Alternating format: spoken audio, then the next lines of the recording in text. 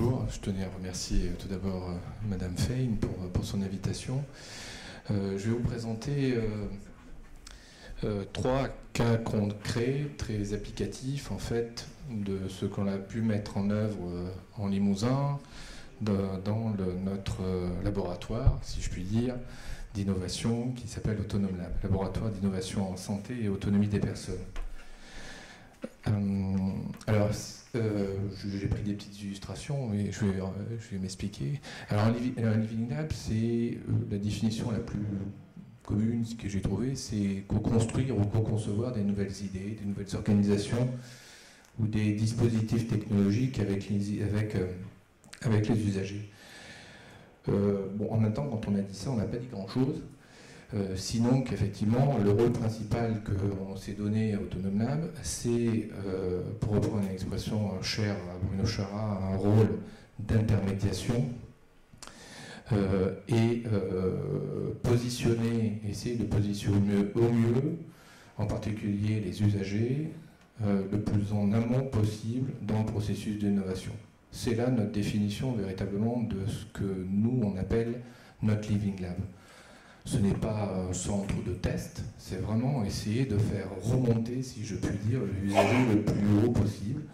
Alors déjà dans l'innovation, et peut-être demain, il côtoiera la recherche, je ne sais pas, on verra. Alors c'est vrai que c'est pas, je suis ni scientifique, ni expert, mais je suis vraiment un combattant. Parce qu'en face de moi, j'ai quand même un certain nombre de rigidités.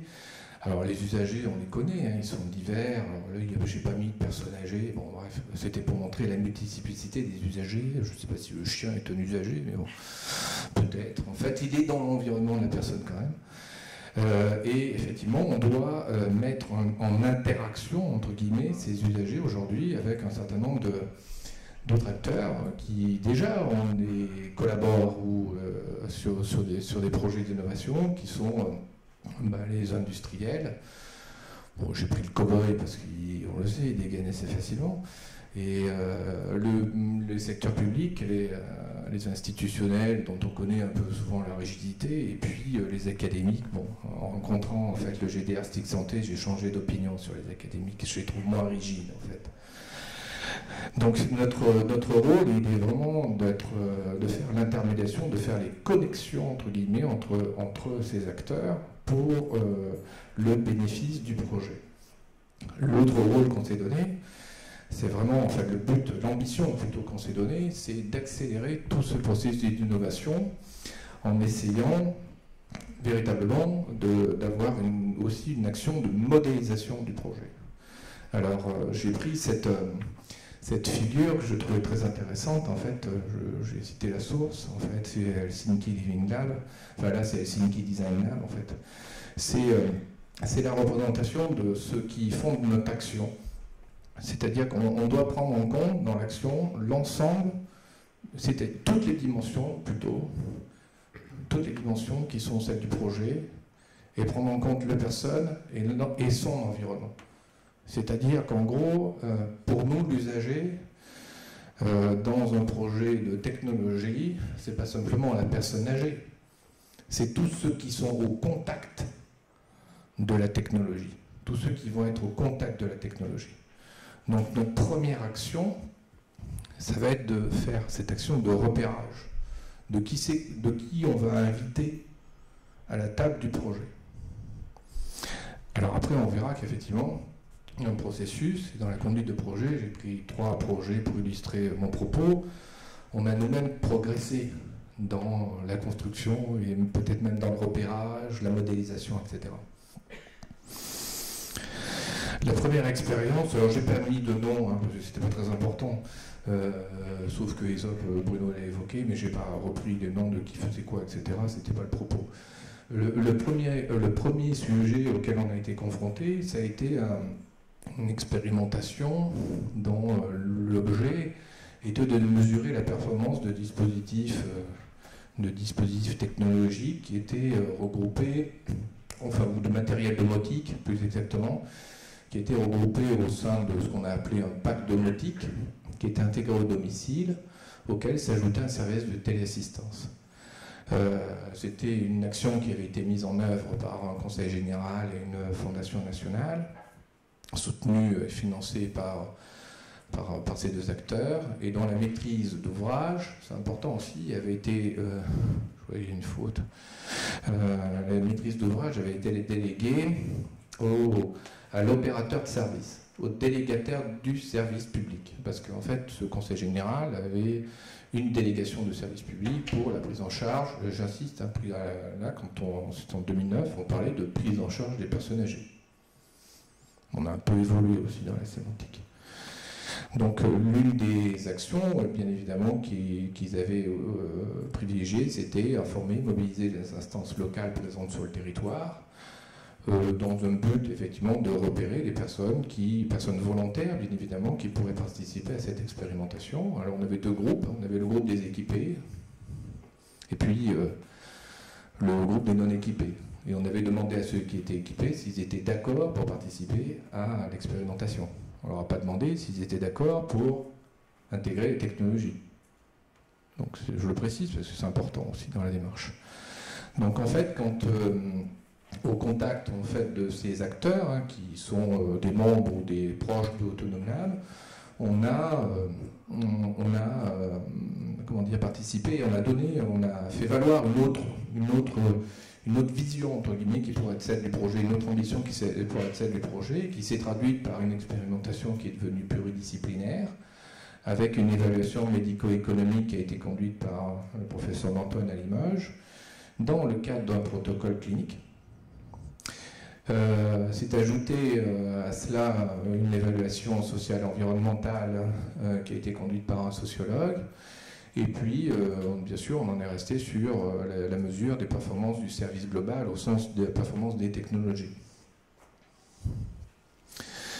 L'initiative a elle-même évolué, c'est-à-dire qu'on a fait valoir le rôle que pouvaient avoir les acteurs qui étaient présents sur le territoire, c'est-à-dire là, les proches, les personnes, bien évidemment, les proches, mais aussi les travailleurs sociaux. Donc, du coup, cette expérimentation s'est ouverte à des entretiens avec les travailleurs sociaux pour faire l'examen de quelle était pour eux la représentation qui se faisait de ces technologies. C'est pas toujours la même chose. Donc information des aidants professionnels, formation aussi des employés de l'opérateur de services de téléassistance, mise en place d'une équipe projet, et puis notre initiative c'était vraiment la diffusion. L'objectif c'était de rendre public les résultats de cette action. Le bénéfice, on l'a mesuré assez rapidement, c'est-à-dire qu'on a une adhésion assez forte des personnes concernées par l'action, parce que je crois qu'il y a eu 2 refus sur 200 personnes.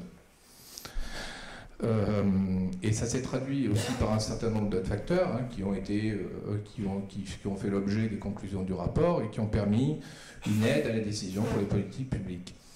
Le résultat le plus probant, qui est d'ailleurs le plus connu, c'est qu'effectivement, on a eu 30% de moins de chutes.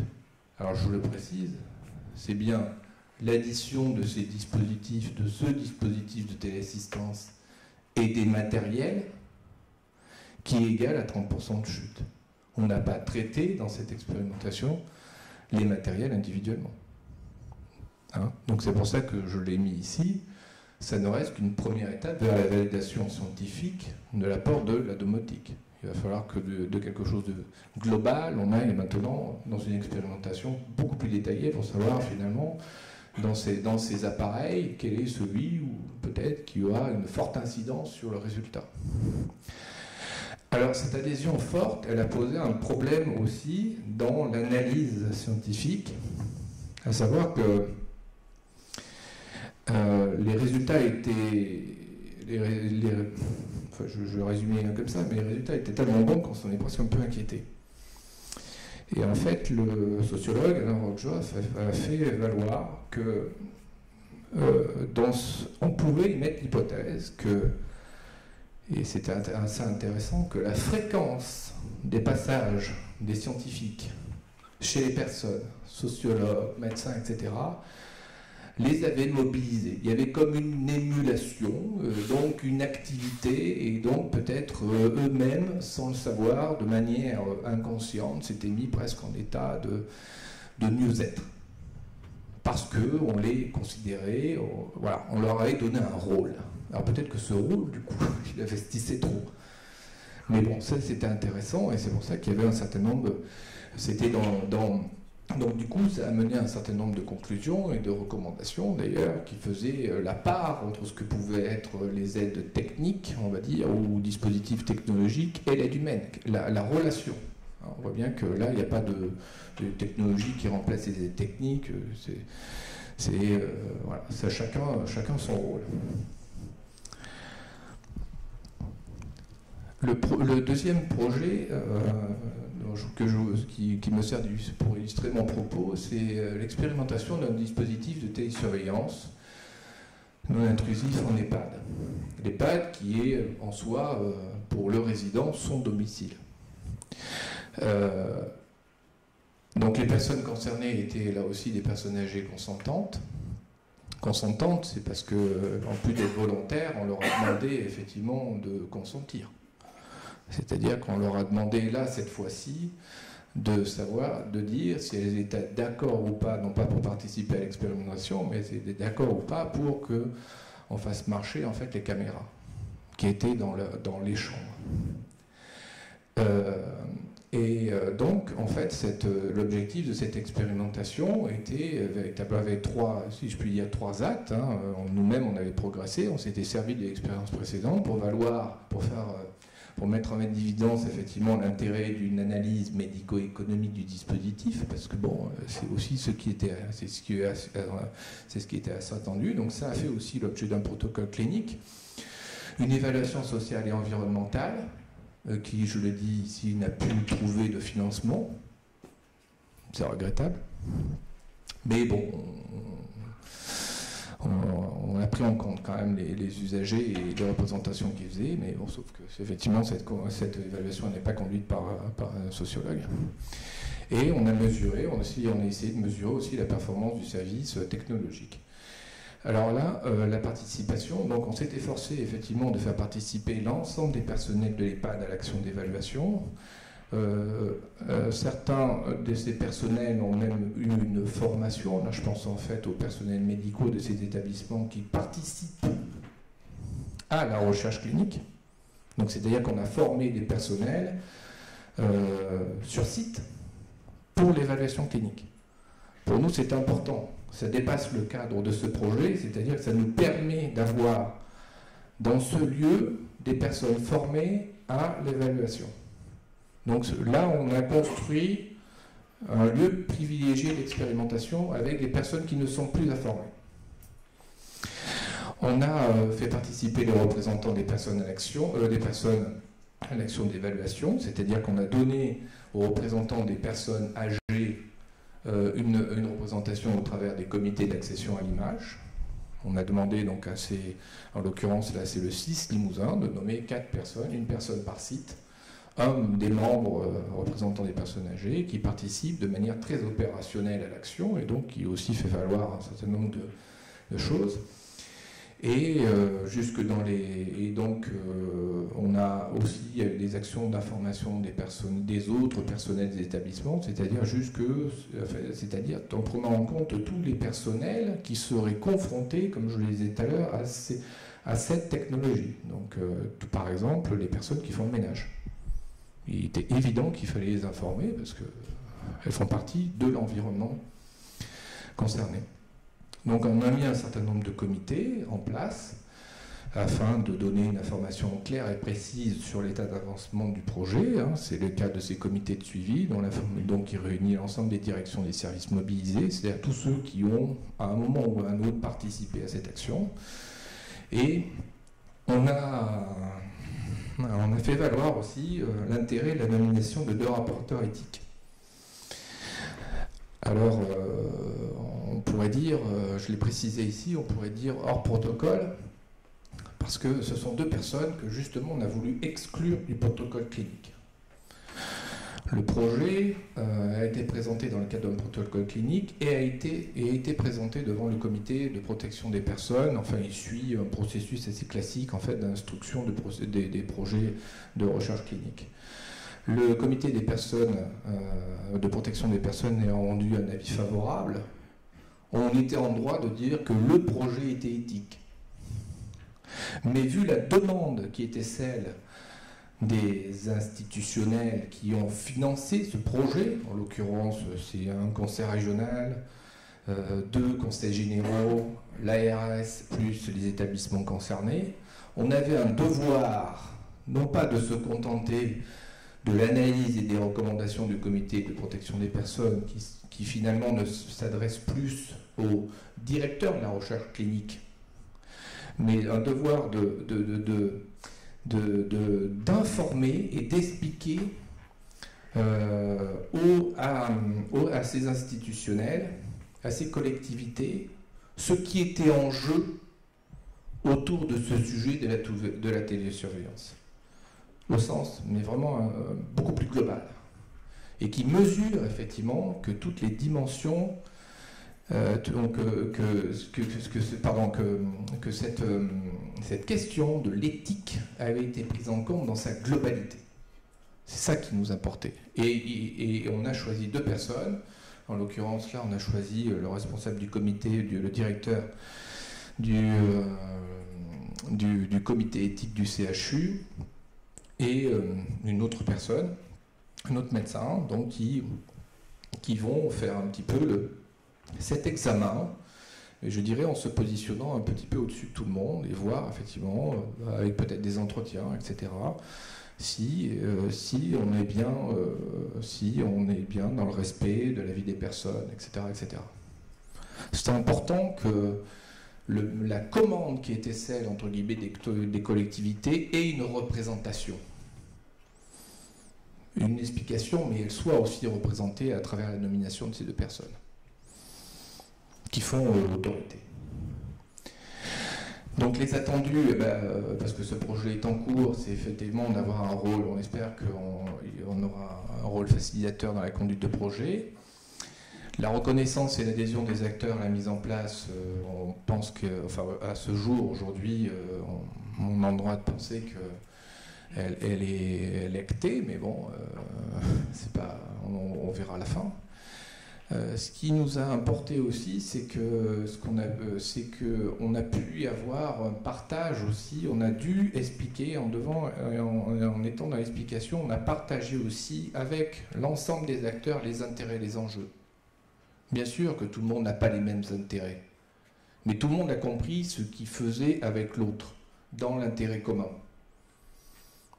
Après, il réagit en fonction de ses intérêts. J'en parle parce qu'effectivement, dans les usagers, on a des représentants syndicaux. Le premier courrier qu'on a reçu, c'est un courrier de la CGT. Donc, en tant que représentant des personnels, on pouvait les intégrer dans le projet, en tant qu'usagers. Et donc, ils ont eux aussi un état, enfin, ils participent pleinement à la phase opérationnelle de ce projet-là. Donc avec des objectifs de diffusion, on fait des diffusions et d'émulation de l'innovation, ça sera, je veux dire, une de mes conclusions. On retrouve effectivement des éléments, c'est bien ce qu'on va chercher, des éléments d'aide à la décision pour les publics, etc. Est-ce qu'on doit investir ou pas dans ces technologies? On a pu voir aussi le rôle du dispositif sur la prévention des chutes. Donc en fait, je dis bien prévention parce qu'on est passé en fait d'un outil qui au départ n'était un outil d'alerte à un outil de prévention. C'est-à-dire que le fait que dans un cadre très précis, on puisse revenir sur les causes de la chute, les médecins s'en sont emparés pour en faire un outil pédagogique. Et peut-être aussi faire évoluer un certain nombre de pratiques ou adapter l'habitat dans lequel est le résident. Pour éviter qu'un certain nombre de chutes, quand elles sont liées par exemple à des objets des choses qui seraient mal placés ou sur le chemin des personnes. Et on a recueilli aussi un certain nombre, on a du coup une masse très très importante d'informations aujourd'hui qu'on essaye de consolider et qu'on essaye aussi d'analyser pour pouvoir après la faire exploiter. La faire exploiter par justement peut-être l'industriel lui-même, Alors après, on se posera la question de la relation entre ceux qui ont fait presque un peu remonter le besoin, et celui qui en a le plus besoin, enfin si je puis dire dans son commerce. Donc après on verra comment s'instaure cette relation, mais en l'occurrence aujourd'hui on voit qu'effectivement les personnes, par effectivement cet intérêt qui est porté au projet et la reconnaissance de leur rôle dans le projet, commencent à faire remonter, commencent à penser la fonction et pas forcément l'outil en lui-même. Si on est capable de faire ça, s'il est capable de faire ça, est-ce qu'il ne pourrait pas faire ça? Ou est-ce que dans telle situation, on ne pourrait pas avoir ça? Et en ce sens-là, pour nous, c'est déjà un bénéfice. Donc je disais, là, on travaille quand même avec plus de 70 personnes.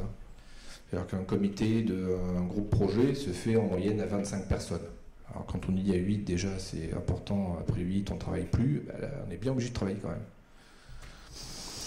Donc en fait, juste pour préciser, en fait, là, on voit que dans ce projet-là et dans la gouvernance du projet, on s'est attaché au fait d'avoir une représentation des usagers à tous les niveaux. Dans le comité d'accession à l'image, le groupe projet, des comités de suivi, là c'est plus pour rendre compte auprès des directions, jusqu'au comité de pilotage, on va retrouver les représentants officiels du projet avec les représentants des usagers. Le troisième projet, donc ça c'est un projet aujourd'hui qui n'a pas trouvé, enfin qui est à la recherche de financement, c'est un projet, c'est la suite des OP. C'est le projet d'évaluation régionale de l'impact médico-social et économique d'un dispositif de téléassistance et de matériel domotique sur le maintien à domicile des personnes âgées en perte d'autonomie.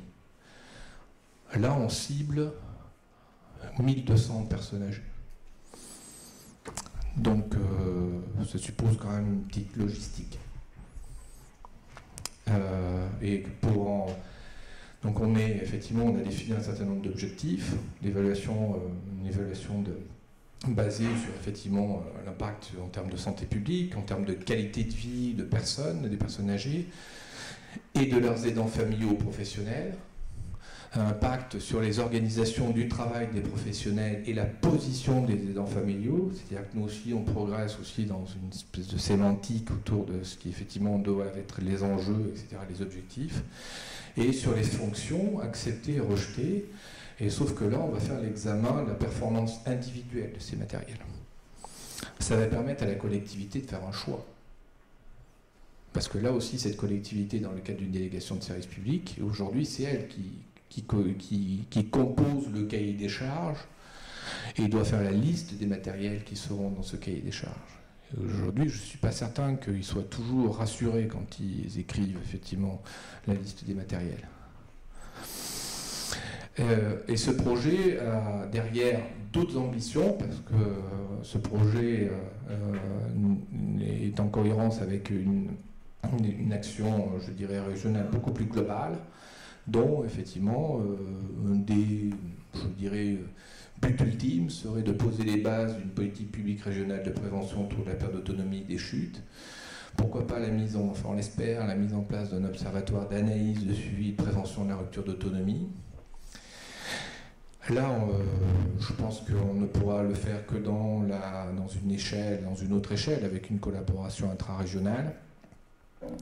Et mobiliser, une des grandes ambitions aussi, c'est mobiliser les acteurs locaux, mutuelles, assurances, institutions de prévoyance, justement, à la participation à ces actions de prévention des chutes, en participant au financement, bien évidemment, pour qu'eux aussi aillent chercher quels bénéfices il faut qu'on leur explique quels bénéfices ils ont à participer et à financer à ce type d'action. Alors, la collaboration intra-régionale est déjà effective, vu que il y a une dimension, enfin il y a encore un autre comité, si je puis dire, qui s'est mis en place, et là, cette fois-ci c'est un comité d'experts nationaux, une sorte de haute autorité en fait, qui sera présidée par un gériatre du Gérontopole toulousain. Il s'appelle Madame Andrieux, professeure Sandrine Andrieux, je crois. Voilà. Donc ce comité d'experts nationaux, je disais, c'est haute autorité, c'est parce que voilà, on a besoin aussi de. Quand je disais, c'est un combat et on a besoin aussi qu'on nous aide dans ce combat. Et je crois qu'effectivement, l'un des rôles de ce comité d'experts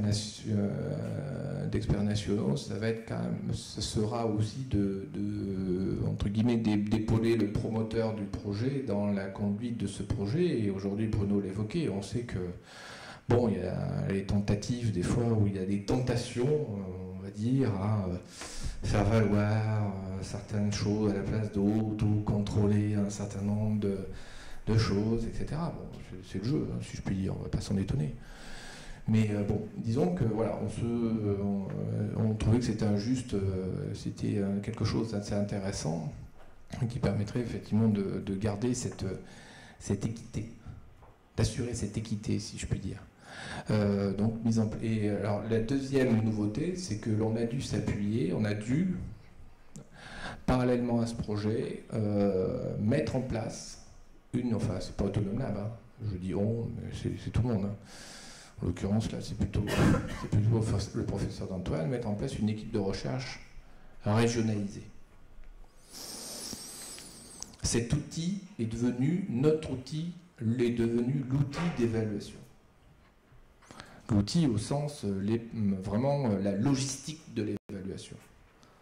Quand on connaît le coût d'une évaluation sur 1200 personnes, on comprend qu'il n'y a personne qui financera si on ne trouve pas, nous aussi, les moyens de financer l'action ou de faire des économies ou d'imaginer des organisations qui vont nous permettre de pérenniser, entre guillemets, ce type de projet. Et cette équipe, elle passe par la participation, je dirais, d'autres professionnels qui sont répartis dans des établissements hospitaliers sur le territoire, qui vont être formés et qui, dans un cadre qui sera défini par convention, interviendront sur des projets de recherche. Le promoteur de ce projet de recherche, parce que là aussi on est dans le cadre d'un protocole clinique, n'étant que le CHU de Limoges. Donc c'est assez lourd, effectivement, mais c'est, je pense, la condition de réalisation ou de l'aboutissement de ce projet-là. L'autre aspect, c'est qu'effectivement, il a fallu aussi associer les instances locales.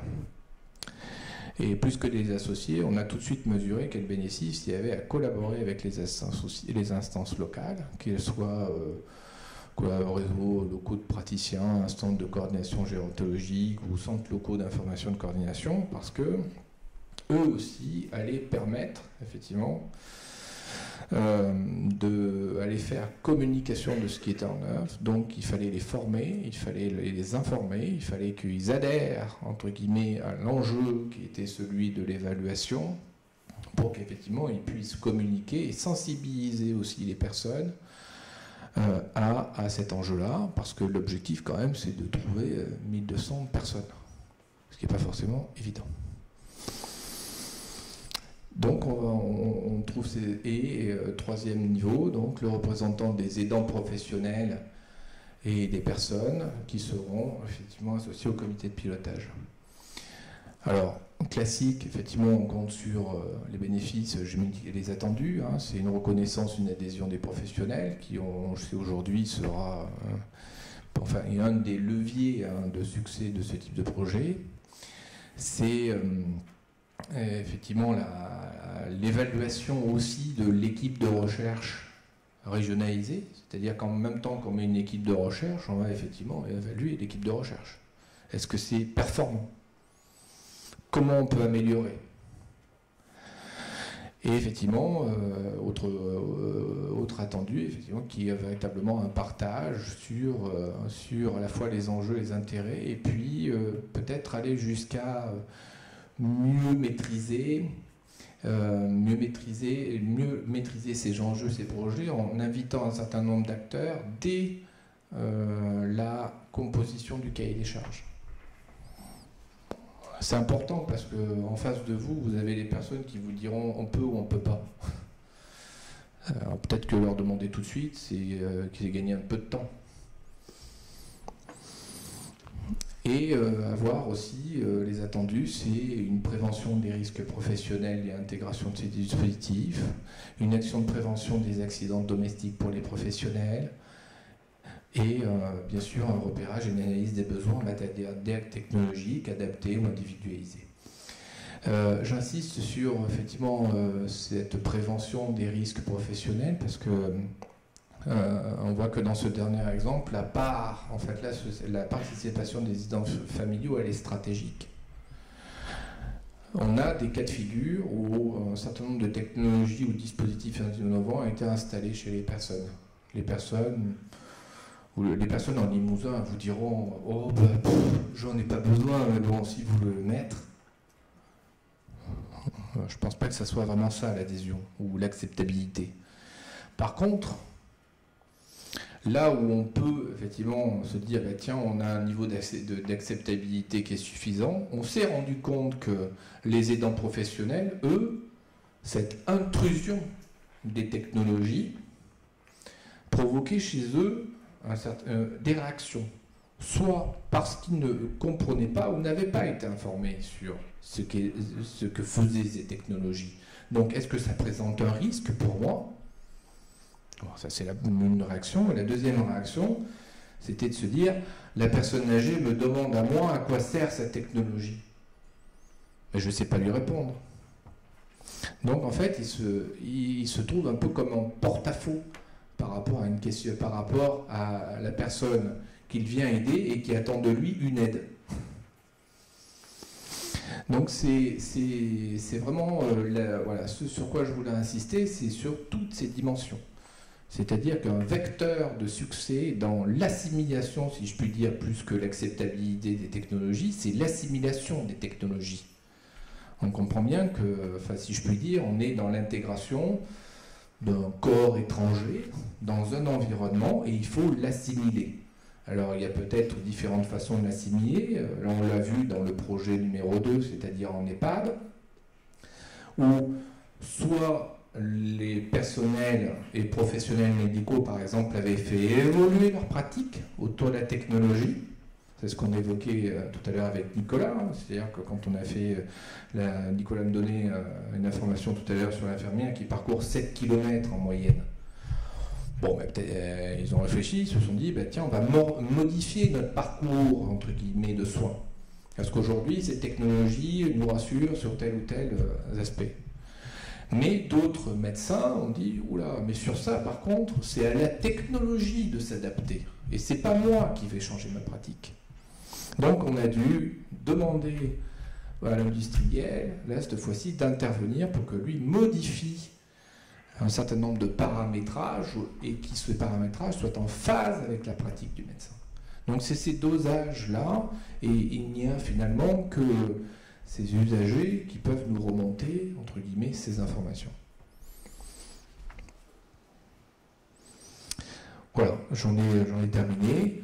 Je n'ai pas de conclusion parce que c'était pas une analyse, c'était simplement une illustration à travers 3 projets concrets.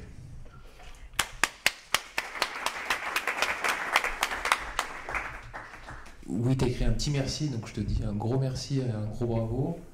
Nous, on s'est rendu compte quand on a fait des expériences avec des personnes, quand on les équipait, effectivement, elles étaient très très contentes de nous voir.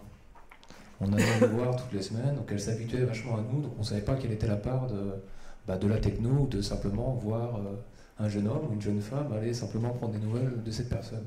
Et on s'est aussi malheureusement rendu compte qu'à la fin de l'expérience, quand il s'agissait d'enlever les technos et puis de ne plus aller voir ces personnes, ça les mettait dans un sacré embarras.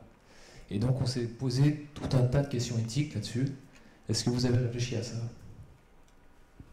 On fait que ça.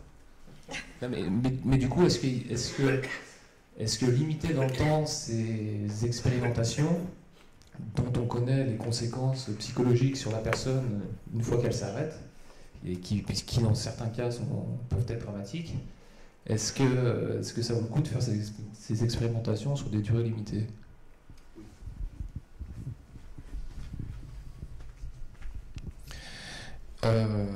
Oui, moi j'en suis convaincu qu'il faut aller vers ces expérimentations parce qu'elles sont dans la continuité de ce que vous-même vous mettez en œuvre. On change d'échelle, on mesure d'autres aspects. Je disais tout à l'heure, ce qui serait intéressant, c'est que justement on puisse trouver maintenant des projets où l'usager prenne part à une réflexion dans un domaine plus de recherche. Mais déjà, de ces résultats, il y a des bénéfices qui sont en termes de... On a une masse de données. Aujourd'hui, la difficulté que j'ai par rapport à la conduite de ces projets-là, c'est que j'ai une masse de données. Et j'ai une masse de données, et cette masse de données, si je puis dire, je voudrais la transmettre pour que vous puissiez l'exploiter ou que des industriels, effectivement, puissent l'exploiter, mais en l'état, elle est inexploitable. Elle n'est pas qualifiée. Autant on mesure qu'on pourrait capitaliser sur cette masse d'informations, d'où l'utilité de ces expérimentations, mais voilà, il faut mieux la qualifier, parce que sinon on va tirer dans tous les sens. Tous les sens. Les commentaires, enfin les remontées d'informations sont... certes, c'est riche, mais d'une certaine façon, il faudrait c'est un peu le but aussi de ces actions-là et des actions qu'on a auprès des aidants professionnels, de la relation qu'on a avec les représentants des usagers aussi. Je vais dire un mot, enfin, je vais le dire, il faudrait qu'il y ait un peu de professionnalisme. Alors, je ne veux pas dénaturer ce qu'est l'usager en leur faisant de lui un professionnel, parce que voilà, il faut qu'il reste ce qu'il est. Mais en même temps, ça peut être intéressant quand on leur donne des outils. Ça ils ne les ont pas aujourd'hui.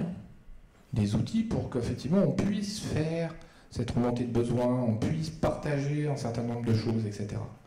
Aujourd'hui, on est dans l'entretien avec les usagers. Peut-être qu'il faut leur donner des guides, peut-être qu'il faudrait qu'ils aient des grilles. Effectivement. Alors des grilles, nous on en a aussi, on a utilisé un certain nombre de grilles, parce que ces projets-là, on les a un peu passés à la moulinette pour savoir un peu voilà, ce qui manquait, etc., ce qu'on pouvait rajouter et tout. Mais dans la relation aux usagers, quels qu'ils soient, je crois qu'il manque d'outils aujourd'hui de partage pas entre eux, entre tout le monde. Alors oui, on en tire effectivement des bénéfices. Le fait est que on le voit, enfin, même si aujourd'hui, bon, c'est principalement la collectivité qui finance ce type d'expérimentation, on voit bien. Maintenant, je le disais, au moins dans les OP, il faut qu'on aille convaincre un certain nombre d'autres organismes à financer, à aider au financement. Et il faut les convaincre en leur disant quels bénéfices ils vont y trouver. Ou en les aidant peut-être aussi, c'est un peu sévère ce que je veux dire, mais un peu en les aidant aussi à définir une stratégie en matière d'accompagnement ou d'aide. Ce qui n'est pas souvent le cas. Parce que, bon, un peu brutal ce que je vais dire, mais bon, aujourd'hui on aide tant qu'il y a des sous dans la caisse. Mais c'est quoi la stratégie? C'est quoi le fondement? Où est-ce qu'on va? C'est quoi la direction qu'on donne? Alors peut-être que dans ces projets-là, ils y trouveront matière à réflexion.